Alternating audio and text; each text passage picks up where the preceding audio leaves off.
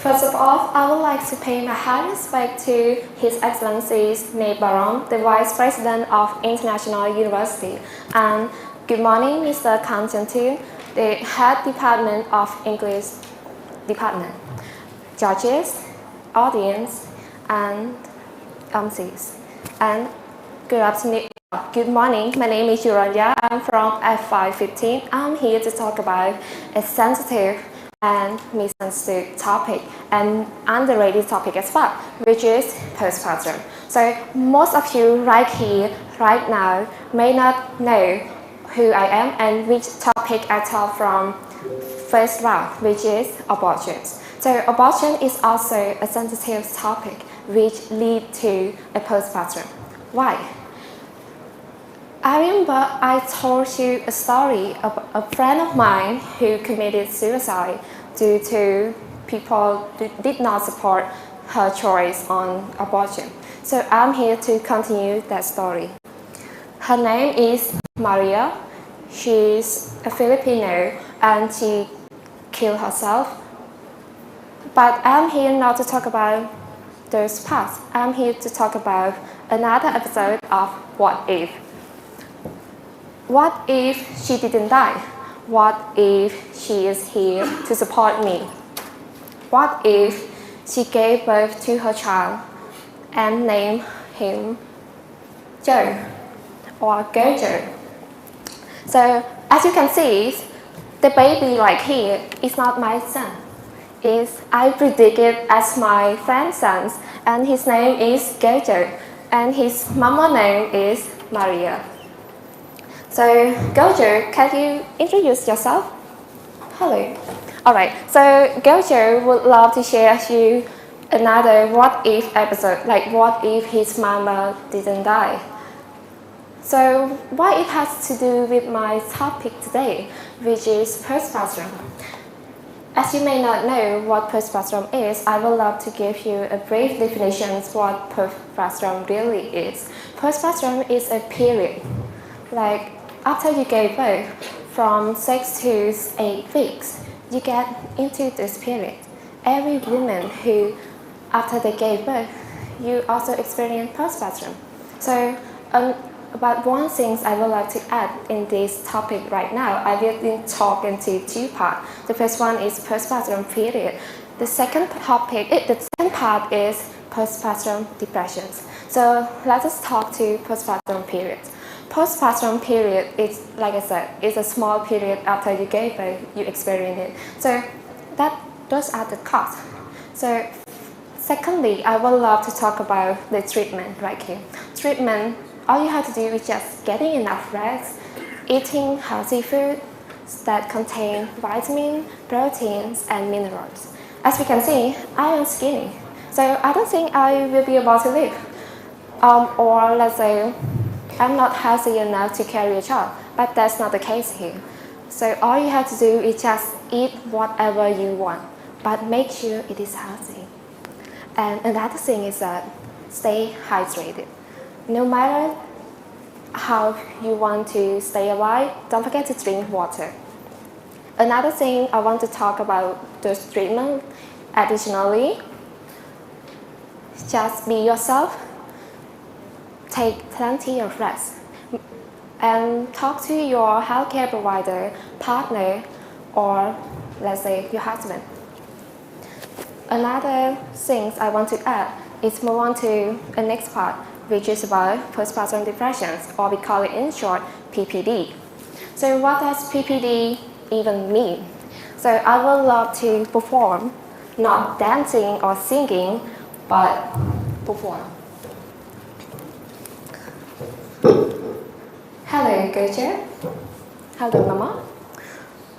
To be honest, imagine that you are a mother, like a single mother or a single mom who no one to support you, and you keep hearing weird sound. Like, for example, this sound. Whenever you sleep, you hear that sound? It's affecting your brain, right? When you lay down on bed and then you hear these crying noises, what would you do? You would go in rush and say, oh, baby, are you alright? But he's alive. But what if I say, what if I tell you he keep crying every single minute? He keep crying every single time. And this sound, it's keep in this mind. She was going insane. She was like, she has the thought in her head who want to take this phone, slash into that baby. Imagine that tragic moment. That is the exact example of PPD. PPD stands for postpartum depression. When people talk about depressions, they all say, oh, I'm so stressed, I'm feeling depressed. No, that's not exact depression is. Depression, people with depression would not know they have those symptoms, those illness. Even though myself, I was once a victim of cancer. Let's say I survived the first stage of cancer, but deep down I also had the mental illness in my mind, but luckily I survived. So I'm here to give you some trick to survive depressions, or let's say lead down to postpartum depressions. First, there are two treatments. The first one is psychotherapy, or we call it talk therapy, where you can just open your mouth and talk whatever you want. And in Gen Z slang, we call it keep yapping.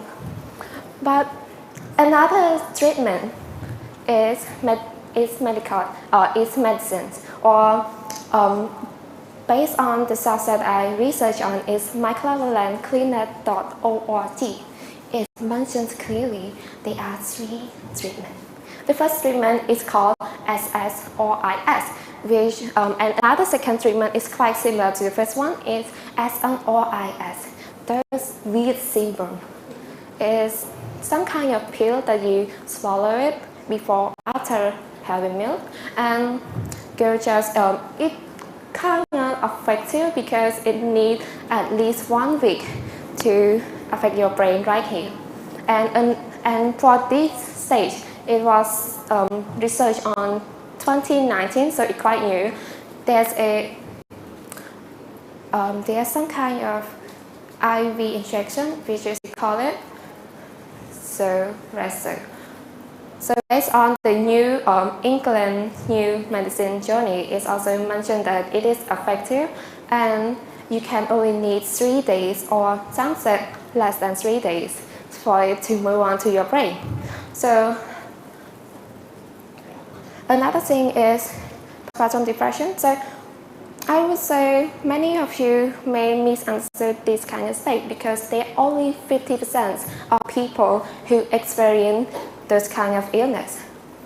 And I would love to end my speech right now because many of you may not understand what I'm talking, so I would highly recommend to go on to Safari or Google or TikTok, do whatever you want, and search PPD.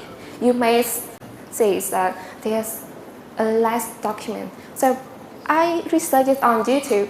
Many videos are posted 5 years ago, so I found it hard to understand. So imagine if you yourself experience PPD, you may find it hard to ask for help. So I would highly recommend you to talk to your partner, talk to your healthcare provider about these things. Last but not least, postpartum depression and postpartum, they two are not the same. They are two different topics. So make sure not to misunderstand it. Make sure to take care of your health before, let's say, the state of pregnancies. I know that pregnancies gain a lot of attention, but don't forget to take care of yourself after pregnancy. I would love to quote, just because you gave birth doesn't mean your health isn't important. Have a good day.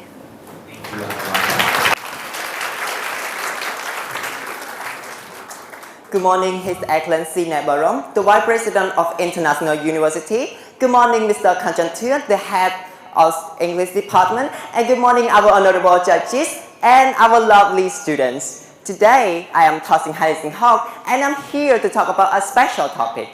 Ladies and gentlemen, take a guess, what is my topic? Well, please take a look at these pictures. Ladies and gentlemen, could you guess what continent is that? Can you hear the answer? Okay, thank you for the answers. It's Asia. So today's topic is not about geography, it's not about history, but it's about understanding the characteristics of Asian cultures. Ladies and gentlemen, Asia is a huge continent which consists of 50 countries, with more than half of the world population live here in Asia. So today, I bring you to visit Asian world together with me.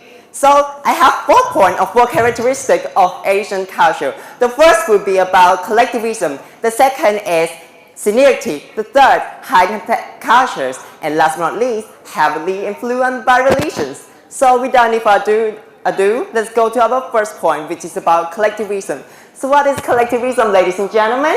Collectivism is the belief or the practice that we do everything to enhance the group's success. For example, this happened in every country like in South Korea, in Japan, China, or even Cambodia. Ladies and gentlemen, let's take Japanese company as an example. Many employees in Japanese company, they try their best not to outshine the group. They know that their self as an individual are so powerful to make a success, but instead they have to give everything to the group to enhance the success of the whole team. Because we are Asia, we love to work together. So now, let's move on to our second point, which is about seniority. I believe every culture has seniority, they respect the seniors, but in Asia, we take it to another level. Ladies and gentlemen, we have many words such as bong, or in Thai we have pi, in Korean we have uni, we have oppa, we have young or nuna, or even in Chinese we have gaga, we have jie, right? For example, in Korean, if you want to say something like, let's eat, I'm hungry, but if you speak to a Korean person who is older than you, you can say, Yongwa, let's eat too, I'm hungry. Okay, so basically the meaning of the sentence is, I'm hungry, let's eat. But you have to add the word young at the beginning of the sentence to show your respect to your seniors. Or in Thai, you can say, P-Carb, can you help me with this? So originally the meaning is, can you help me with this? But what is special is P. So P is what to show your politeness to your seniors. Ladies and gentlemen, now let's move on to our third point, which is about high contact culture. So what is high contact culture? High contact culture is the culture that value the way that we're delivering the message indirectly. Or in other words, we can say we expect the listener to depend more on the contact rather than listen to the whole sentence itself. Well, this practice exists everywhere in Asia, especially in China or in South Korea. Well, imagine, okay, ladies and gentlemen, I want you to help me with one thing. Please close your eye for 5 seconds. Start from now. 1, 2, 3, 4, 5. Now, imagine yourself as a cook, as a chef. Okay, you're preparing a well dish for 2 people, for person A and person B. So you gave this to those persons, and then after the tasting process, both persons do not like it at all. But we will see the differences in the upcoming response. So here's the response from person A. He or she would say, with the tone of hesitation, well, I like it, but your dish is maybe a bit salty, but it just won't be okay, don't take it too seriously. But I hope to see the improvement. Okay, see the tone? Well, but if you look at person B, it is, okay, the food is so bad, please do not make this dish again. Now see the differences between person A and person B response? Well, now, here's your assignment, ladies and gentlemen. Could you guess which person comes from Asia? Is it person A or person B? Thank you, it's person A. You're so smart, right? So person A exactly come from Asia because in Asia we practice what is called high contact cultures. So now, last but not least, our culture, Asian culture, is heavily influenced by religion. According to recent statistics, there are 1.3 billion people in Asia practicing what is called Islam, and 1.2 people are Hindus, and 900 million people is the combinations of Christian and Buddhist in Asia. This is a huge amount of population. This is a massive amount of people. So we can see that in Asia, we believe in culture, in religions. As we can see, as evident by, like in Cambodia, we believe in God. Like, and there's the God in the sky, like, oh dear God, please drop the rain for me, I will pray for you. Or, even in some Islamic culture, like Saudi Arabia, United Arab Emirates, or even Qatar, the country are practicing what is called Islamic. And this country do not consume pork at all because they believe that pig has some association with the God, or we look into a wider perspective, which is about Indians. It is a country we consume a lot of vegetables because they do not want to harm the animals. Ladies and gentlemen, so here are the 4 points of my presentation, which is about high contact culture, collectivism, seniority, and last but not least, heavily influenced by religions. Asia has really fascinating and amazing culture and distinctive from the other cultures. Ladies and gentlemen, please remember that we should be proud of being born as a nation. Thank you so much.